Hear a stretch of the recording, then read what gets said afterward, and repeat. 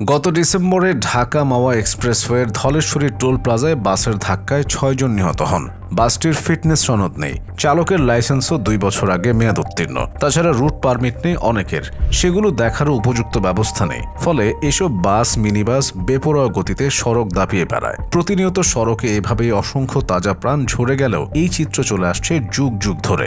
দুর্ঘটনার পর কয়েকদিন লেখালেখি আর আলোচনার পর সবকিছু আগের মতো স্বাভাবিক। রোড ট্রান্সপোর্ট অথরিটির ওয়েবসাইটে প্রকাশিত প্রতিবেদনে দেখা যায়, চলতি বছর জানুয়ারি মাসে সড়ক দুর্ঘটনা ঘটে মোট ৬৭৮টি, আর এতে নিহত হন ৪০৪ জন। ফেব্রুয়ারি মাসে সড়ক দুর্ঘটনা মোট ৮৭৪টি, আর এতে নিহত হয়েছেন ৫২৩ জন। মার্চ মাসে সড়ক দুর্ঘটনা মোট ৯৫৫টি, আর এতে নিহত হন ৫৫০ জন। এপ্রিল মাসে সড়ক দুর্ঘটনা মোট ১০৫৬টি, আর এতে নিহত হন ৬৩২ জন।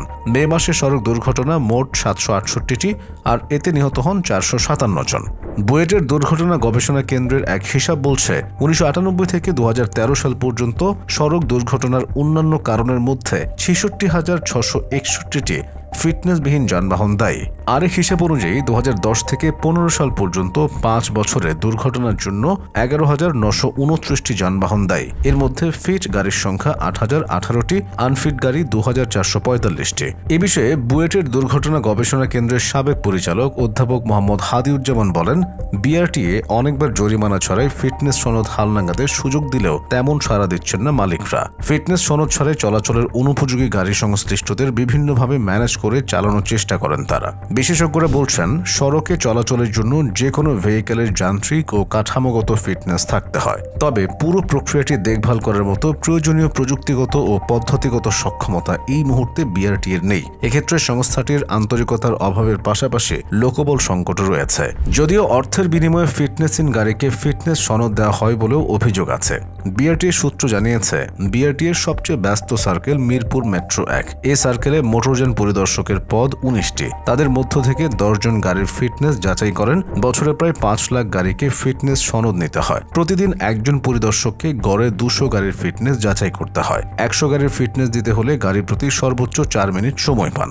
এত কম সময়ে গাড়ির মান যাচাই সম্ভব নয়। গণপরিবহন বিশেষজ্ঞ ডক্টর শামসুল হক বলেন, স্থানীয় পর্যায়ের গাড়ি নিয়ে খুব ঝুঁকির মধ্যে আছে। প্রতিনিয়তই স্থানীয় পর্যায়ের গাড়ি তথা নসিমন করিমন গাড়িতে দুর্ঘটনা ঘটছে। এসব গাড়ির ফিটনেস সার্টিফিকেট দূরের কথা, চালক ও গাড়িরও কোনো নিবন্ধন নেই। তিনি বলেন, এসব গাড়ির কাগজপত্র ও ফিটনেস সনদ তো বিআরটিএ দেয় না, তাহলে কোন আইনি শক্তিতে এসব গাড়ি সড়কে চলে? গাড়ির ফিটনেস দেখার পাশাপাশি এসব রেজিস্ট্রেশনবিহীন গাড়ির বিষয়েও ভেবে দেখা এখন সময়ের দাবি। যানবাহনের ত্রুটি ও লাইসেন্স সংক্রান্ত সব বিষয় দেখার দায়িত্ব ট্রাফিক পুলিশের হলেও দায়িত্ব নিয়ে চলছে অবহেলা। অবৈধ পরিবহনের সংখ্যা বাড়ছে উদ্বেগজনক হারে। সড়কে বর্তমানে ফিটনেসবিহীন গাড়ি ৬,১৮,৪৮৮টি। এর মধ্যে অ্যাম্বুলেন্স ৩,৯৯৩টি, অটোরিকশা ২,৪৪,০০৩টি, অটো টেম্পো ৬,০৭৮টি, বাস ২৫,২১০টি, কার ৫৯,১৭৪টি, কার্গো ভ্যান ২,৩১০টি, কাভার্ড ভ্যান ১০,৪৯১টি, ডেলিভারি ভ্যান ৯,৮১৮টি, হিউম্যান হলার ১৪,৬৮১টি,